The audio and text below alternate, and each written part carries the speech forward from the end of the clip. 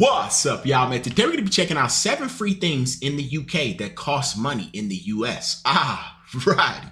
I haven't got the first idea of what they could be talking about. I don't even know what one of them could be out of the list. So let's do it. There's a lot in the US that isn't free. And you know, maybe that makes sense for a capitalist society, but then I started thinking about my new home, the UK, and I was like, wait, how can the UK make these things free, but the US can't? In fact, I think the only thing I could think of that's free in the US that's not in the UK is refills. In this video, we're talking about 6 things that are free in the UK that aren't free in the USA. And funnily enough, I think this topic will blow the minds of more Americans than it does Brits.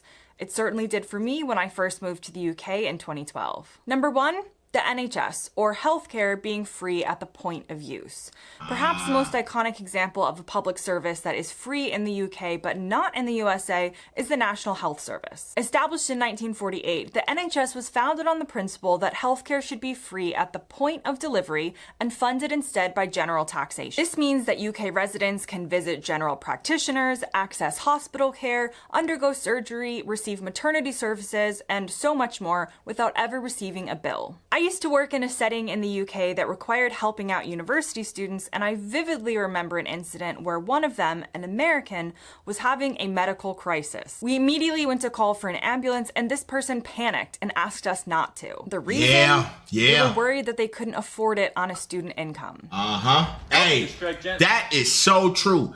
Man, I'm telling you, there are so many situations where I'd rather have somebody pick me up and take me there instead of getting on that ambulance. That ambulance will run you about $1,000 at least. And it's crazy, man. It's honestly so sad that some people are scared to get on the ambulance just because of the fee. It's so sad.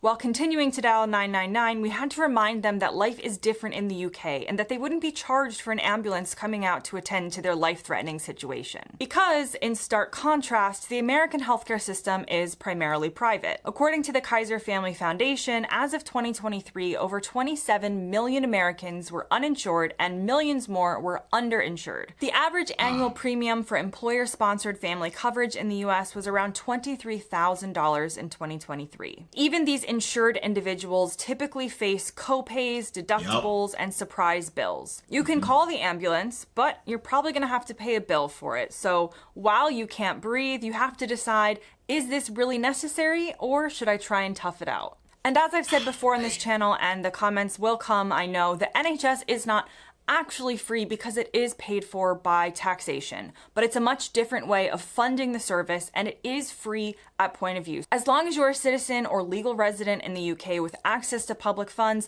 they're not going to look up your tax records before they give you the surgery. And medical bankruptcy is virtually unheard of in the UK, but it's a common issue in the US. That's true, man. Hey, listen, you'll be paying on a bill from years ago in the US. You know what I'm saying? Like, I'm talking about sometimes 10 years ago. And I've personally seen people go through this where they are legit bankrupt and have to file for bankruptcy. Some people in my family have had to over medical bills. So it happens for real. A 2019 study published in the American Journal of Public Health found that 66% of US bankruptcies were tied to medical issues, including bills and time lost from work. Now, the next thing on my list is free university tuition in Scotland for Scottish students. In Scotland, university education is free for Scottish students who attend public universities in Scotland. The Scottish government covers tuition costs through the Student Awards Agency for Scotland, also known as SAAS. So, in an academic year, eligible students paid £0 in tuition fees. Now, this does differ within the UK, so this is in sharp contrast to England, where tuition fees can reach around £9,000 per year.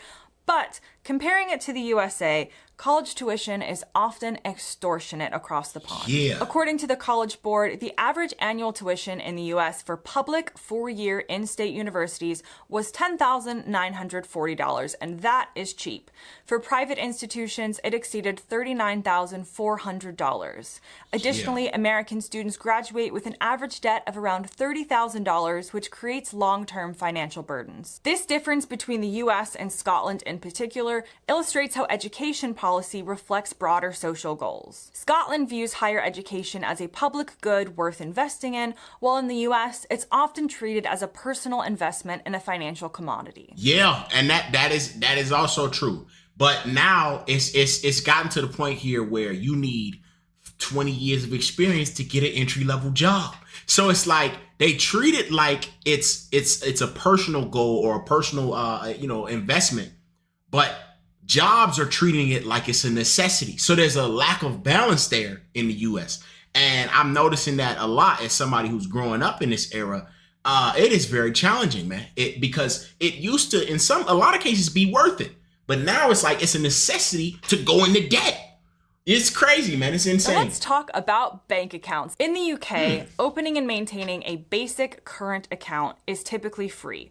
Major UK banks such as Barclays, Lloyds, and HSBC offer accounts with no monthly maintenance fees. You can set up direct debits, use debit cards, and access ATMs across the country at no cost. And this is very common and they're easy to find. These aren't some like hidden deal that you have to find when they come around. In contrast, many American banks charge monthly service fees on checking accounts unless the customer maintains a minimum balance or sets up direct deposits. So there's all kinds of requirements that you have to fulfill. According to Bankrate's 2023 study on the topic, the average monthly maintenance fee for a non-interest bearing account in the US was $5.14, which amounts to around $60 annually. Overdraft fees in the US also remain steep, with the average fee around $30 per transaction. While some US banks have started offering no-fee accounts, the industry-wide practice of charging for basic banking services is still very common. In this respect, the UK banking system appears to prioritize accessibility and financial inclusion more consistently. Next up is free prescriptions in Scotland, Wales, and Northern Ireland. Free prescriptions? Prescription charges are another area where some UK residents enjoy a benefit that Americans do not.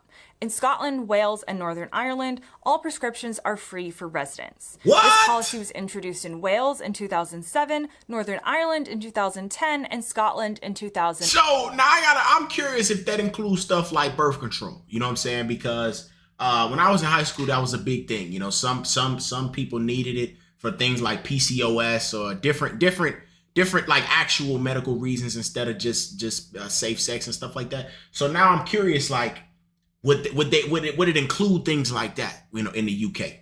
You know, like if you had PCOS or one of those other, you know, I don't know what to call it, but you know, if you had something like that, would you be able to get it? And would you also be able to get it if you just wanted to use it to practice safe sex?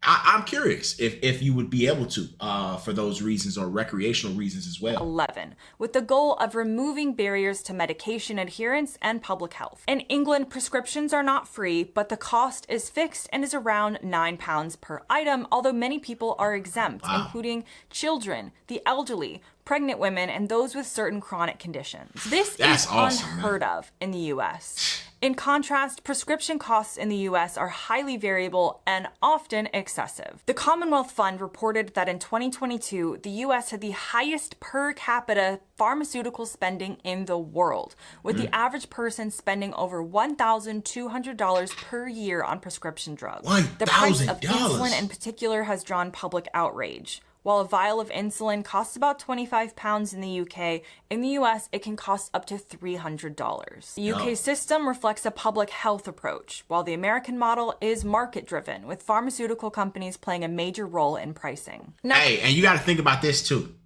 They're giving you all this food with all this sugar, right? And then they charge you $300 for insulin. I mean, come on. You see what's going on, man. That's crazy, bro. Cultural access is another area where the UK excels in providing free resources. Major national museums in the UK, including the British Museum, the National Gallery, the Natural History Museum, the Museum of Scotland, the list goes on, they offer free general admission. While they may suggest or ask for donations or charge for special exhibitions, the core collections are open to the public at no cost. By contrast, many leading museums in the US charge entrance fees.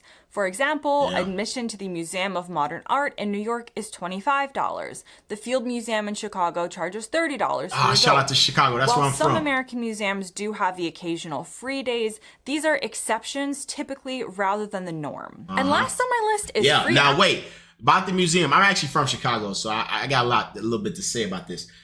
They do charge you less if you live in Chicago. Like if you're from Chicago, and I think they do it for most museums, like if you're actually from the area, it's less, but you still have to pay.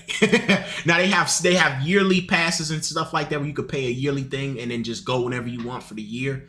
But you're paying something. Access to nature and national parks. Oh. The UK's 15 national parks, including the Lake District and Snowdonia, are open to the public free of charge. Whoa. There may be parking or facility fees, but there's no general admission charge. You can just go in and enjoy the national park.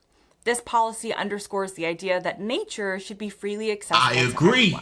In the United States, don't get me wrong, the national park system is vast, it's beautiful, it's worth visiting, but access often comes with a fee. As of 2024, entrance to parks like Yosemite, Yellowstone, and the Grand Canyon costs around $35 per vehicle. You can get an America the Beautiful annual pass to national parks, which costs $80. While these funds help with maintenance and preservation, the cost can discourage frequent visits, particularly for low-income families. Yeah. Moreover, privatized concessions within U.S. parks often mean higher costs for food, lodging, and tours, where the UK tends to maintain a more open and less commercialized approach. That brings me to the end of this video. Comment below on anything you found surprising. As always, thanks for watching, and I'll see you next time. Yes, her video was great. Her video was excellent. And I will say I did find some things surprising.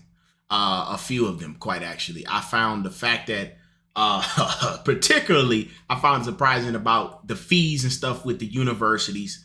And how much we pay. The pharmaceutical one is the biggest one. $9 per item or £9, she said, per item versus like 300. Like that is crazy, man. That is absolutely unreal to think about. And it really shows you the perspective of how much we're spending versus the UK. Man, I mean, yo, things like that make me want to say if I'm ever in some trouble, I'll just suck it up until I can get on that flight to the UK and fix it there. But man, I hope you guys enjoyed the video. If you did, leave a like. This is a new channel for me. I got 2 others, so check them out. I love y'all. Peace.